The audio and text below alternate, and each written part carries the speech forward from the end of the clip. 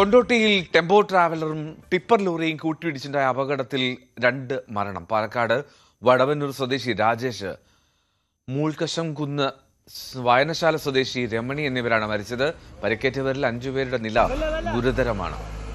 CV Anumod കൂടുതൽ വിവരങ്ങൾ നൽകും. അനുമോദ്, എങ്ങനെയാണ് ഈ അപകടം ഉണ്ടായത്? ഇത് എപ്പോഴായിരുന്നു?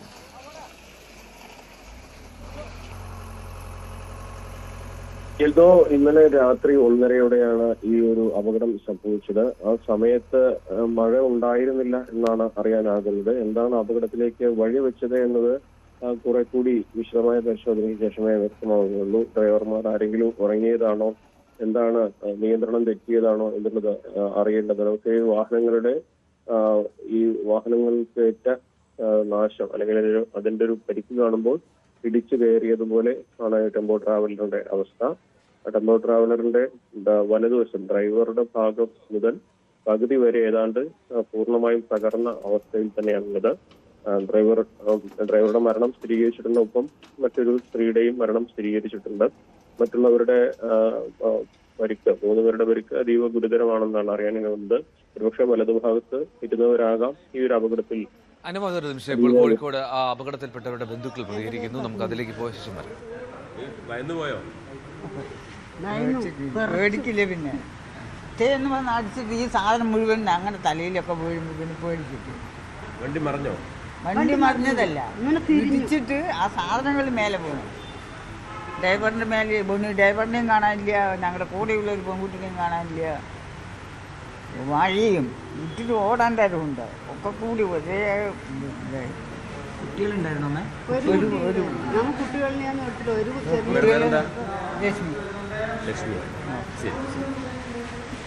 ഈ അപകടത്തിൽ പെട്ടവരുടെ പ്രതികരണമാണ് കേട്ടത്. മഴയുണ്ടായിരുന്നു എന്ന് പറയുന്നു. എന്താണെങ്കിലും നമുക്ക് ആ പ്രതികരണത്തിലേക്ക് നമുക്ക് തിരികെ വിശദമായി എത്താം. MS അനീഷ് കുമാർ കോഴിക്കോട് വിവരങ്ങൾ നൽകും.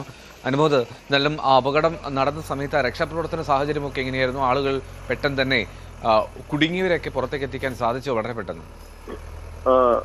എൽദോ, ഏതാണ്ടൊരു അരമണിക്കൂർ കൊണ്ട് തന്നെ അവിടെ വാഹനത്തിൽ ഉണ്ടായിരുന്നവരെയൊക്കെ പുറത്തേക്ക് എത്തിക്കുവാനും ഹോസ്പിറ്റലിലേക്ക് എത്തിക്കുവാനും സാധിച്ചിട്ടുണ്ട്. ഹൈവേ ആണ്. രാത്രിയും വാഹനങ്ങൾ കടന്നു പോകുന്ന ഇടമാണ്, ആളുകളുള്ള സ്ഥലമാണ്. അതുകൊണ്ട് തന്നെ രക്ഷാപ്രവർത്തനത്തിന് വലിയ കാലതാമസം ഉണ്ടായില്ല എന്നുള്ളതാണ് ഇതിൽ ഏറ്റവും പ്രധാനപ്പെട്ട എടുത്തു പറയേണ്ട ഒരു കാര്യം. ആ സമയത്ത് അല്പനേരം ഗതാഗത കുരുക്ക് ഉണ്ടായി. അതിനു പുറമെ അഗ്നിശമന സേന കോഴിക്കോട് നിന്നും കൊണ്ടോട്ടിയിൽ നിന്നുള്ള അഗ്നിശമന സേനാ അംഗങ്ങൾ അവിടെ എത്തി. അങ്ങനെയാണ് ആ സാഹചര്യം നിയന്ത്രണ വിധേയമാക്കിയത്. തുടർന്ന് വാഹനങ്ങൾ മറ്റൊരിടത്തേക്ക് നീക്കിയിട്ട് ഗതാഗതം പുനഃസ്ഥാപിക്കുകയും ചെയ്തു. ഇതില് അപകടത്തിന്റെ കാരണം ഈ ഉറക്കം ആണോ അതോ നിയന്ത്രണം തെറ്റിയതാണോ എന്നുള്ളതൊക്കെ ഇനി അറിയേണ്ടതായിട്ടുണ്ട്. പക്ഷെ ഇതില് ട്രാവലറിന്റെ ഡ്രൈവർ, അദ്ദേഹം മരിച്ചുവെന്നാണ് അറിയാൻ കഴിഞ്ഞ കാര്യം. സ്വാഭാവികമായിട്ടും രക്ഷപ്പെട്ടവർ നൽകുന്ന വിവരങ്ങളായിരിക്കും ഇനി അപകടത്തിന്റെ കാരണത്തിലേക്ക് വഴിയൊരുക്കുന്നത്. 1:30യോടെയാണ് അപകടം സംഭവിച്ചതെന്നാണ് അറിയാനാകുന്നത്. ടിപ്പറിൽ 3 പേരുണ്ടായിരുന്നു. അതിൽ ഒരാളുടെ നിലയിൽ ഗുരുതരമാണ് എന്നാണ് അറിയുന്നത്. എന്നാണെങ്കിലും കൂടുതൽ പേർക്ക് ഡ്രൈവറുടെ ഭാഗത്തിരുന്ന ആ സൈഡിലുള്ള ആൾക്കാർക്കാണ് കൂടുതലായിട്ട് പരിക്കേറ്റിരിക്കുന്നത്. മറുവശത്ത് ഡോറ് തുറക്കാൻ കഴിയുന്ന ഒരു സാഹചര്യമായതുകൊണ്ട് അവരെ അതുവഴി പുറത്തിറക്കാൻ കഴിഞ്ഞു എന്നുള്ളതും ഈ അപകടത്തിന്റെ ഒരു വ്യാപ്തി കുറയ്ക്കാൻ സഹായിച്ചിട്ടുണ്ട്. സ്വാഭാവികമായിട്ടും വളരെ വേഗത്തിൽ അവരെ പുറത്തിറക്കി ആശുപത്രിയിൽ എത്തിക്കാൻ കഴിഞ്ഞതാണ് ഇതിന്റെ അപകടത്തിന്റെ വ്യാപ്തി കുറയ്ക്കാൻ സഹായിച്ചതെന്ന് വേണം കരുതുവാൻ. എന്നാലും രക്ഷപ്പെട്ടവരാണ്. ഇനി ഇതിനെക്കുറിച്ച് എന്താണ് സംഭവിച്ചതെന്ന കാര്യത്തിൽ ആധികാരികമായി പറയാൻ കഴിയുന്ന ഒരേ ഒരു ആളുകൾ. സ്വാഭാവികമായിട്ടും അവരിൽ നിന്ന് നമുക്ക് കുറച്ചുകൂടി വിവരങ്ങൾ ലഭിക്കുമെന്ന് വേണം പ്രതീക്ഷിക്കുവാൻ. എഴുതോ. ശരി അനുമോദ്, 13 പേരാണ് ഈ കോഴിക്കോട് മെഡിക്കൽ കോളേജിലേക്ക് ചികിത്സയ്ക്കായി കൊണ്ടുവന്നത്. ഈ മരിച്ചവരുടെ പോസ്റ്റ്മോർട്ടം നടപടികളും നടക്കും. MS അനീഷ് കുമാർ അവിടെ നിന്ന് വിവരങ്ങൾ നൽകുന്നുണ്ട്. അനീഷ്, ഈ ചികിത്സയിലുള്ളവർ, അതിൽ ചിലരുടെ നില ഗുരുതരമാണെന്നൊക്കെ പറയുന്നുണ്ട്. തൊട്ടു മുമ്പാണ് ഈ അപകടത്തിൽപ്പെട്ടവരുടെ പ്രതികരണം ഉണ്ടായത്. എന്താണ് അവർ പറയുന്നത്? എന്താണ് സാഹചര്യം കോഴിക്കോട് നിന്ന് നൽകാൻ കഴിയുന്നത്?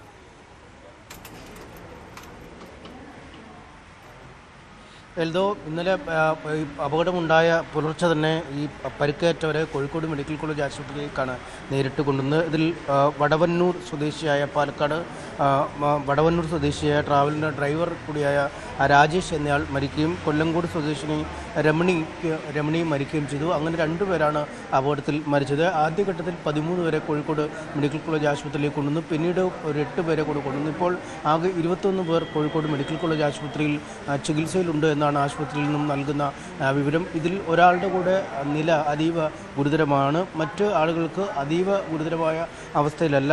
പരിക്ക് കാര്യമായി ഉണ്ടെങ്കിൽ പോലും അവരുടെ ആരോഗ്യ നിലയെ സംബന്ധിച്ചൊരു ആശങ്ക വേണ്ട എന്നാണ് അധികൃതർ വ്യക്തമാക്കുന്നത്. ആദ്യം 2 ആശുപത്രികളിലായാണ്, ഒന്ന് കോഴിക്കോട് മെഡിക്കൽ കോളേജ് ആശുപത്രിയിലും ഫാറൂഖിലെ താലൂക്ക് ആശുപത്രിയിലുമായാണ് ആളുകൾ പ്രവേശിപ്പിച്ചത്.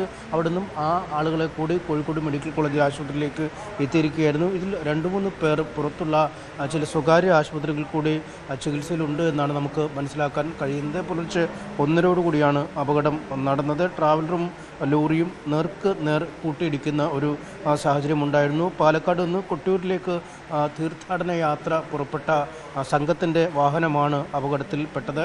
3 പേർ ടിപ്പർ ലോറിയിലും ഉണ്ടായിരുന്നു. എന്തായാലും വലിയൊരു അപകടം ആണ് നടന്നത്. പക്ഷേ ഈ ആൾനാശം കുറയ്ക്കാൻ കഴിഞ്ഞു എന്നതൊരു ആശ്വാസകരമായ കാര്യമാണ്.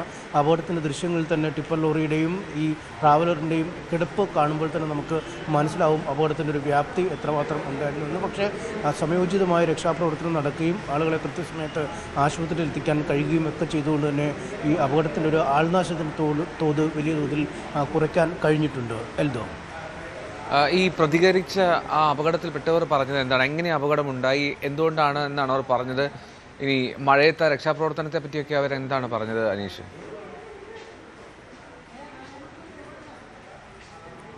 അവർക്ക് സത്യത്തിൽ പെട്ടെന്ന് എന്താണ് സംഭവിച്ചതെന്നൊരു വ്യക്തത വന്നിട്ടില്ല.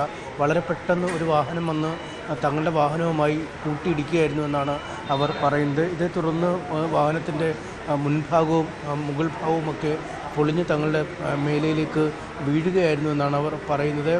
നമുക്കറിയാം, ഈ പുലർച്ചെയുള്ള യാത്രയായതുകൊണ്ട് തന്നെ ഉണർന്നിരിക്കുന്നെങ്കിൽ പോലും കൃത്യമായൊരു ധാരണ സംഭവത്തെക്കുറിച്ച് അവർക്കുണ്ടാവാൻ കഴിയില്ല. അവർ പെട്ടെന്ന് ശബ്ദം കേട്ടപ്പോഴേക്കും അപകടം, അല്ലെങ്കിൽ ഈ അപകടത്തിൻ്റെ ശബ്ദം വലിയ ശബ്ദം കേൾക്കുകയായിരുന്നു എന്നാണ് അവർ പറയുന്നത്. മറ്റു കാര്യങ്ങളെക്കുറിച്ചൊന്നും അവർക്ക് വ്യക്തമായ ഒരു ധാരണ ഇല്ല. നമുക്കറിയാം, യാത്ര ചെയ്യുമ്പോൾ ഈ ഡ്രൈവറുടെ സീറ്റിൻ്റെ ഏതാണ്ട് അടുത്ത ഭാഗത്തൊക്കെ ആയിട്ടിരുന്നാണ് നമ്മൾ മുമ്പേ കണ്ട 2 സ്ത്രീകൾ അവർ യാത്ര ചെയ്തിരുന്നത്. മറ്റ് കൃത്യമായ ഒരു കാര്യത്തെക്കുറിച്ച് അവർക്ക് ഇപ്പോഴും ധാരണയില്ല. എന്തായാലും കൂടുതൽ ആളുകൾ ഇപ്പോൾ ആശുപത്രിയിൽ ചികിത്സയിൽ കഴിയുന്നുണ്ട്. അതിൽ കാര്യമായ അപകടനിലയില്ലാത്തവരൊക്കെ അല്പസമയത്തിനുള്ളിൽ ഒരുപക്ഷെ പുറത്തേക്ക് വരും എന്നാണ് നമുക്ക് അറിയാൻ കഴിയുന്നത്. പോസ്റ്റ്മോർട്ടം നടപടികളും അല്പം സമയം കഴിയുമ്പോൾ കോഴിക്കോട് മെഡിക്കൽ കോളേജ് ആശുപത്രിയിൽ ആരംഭിക്കും. എൽദോ, റൈറ്റ്.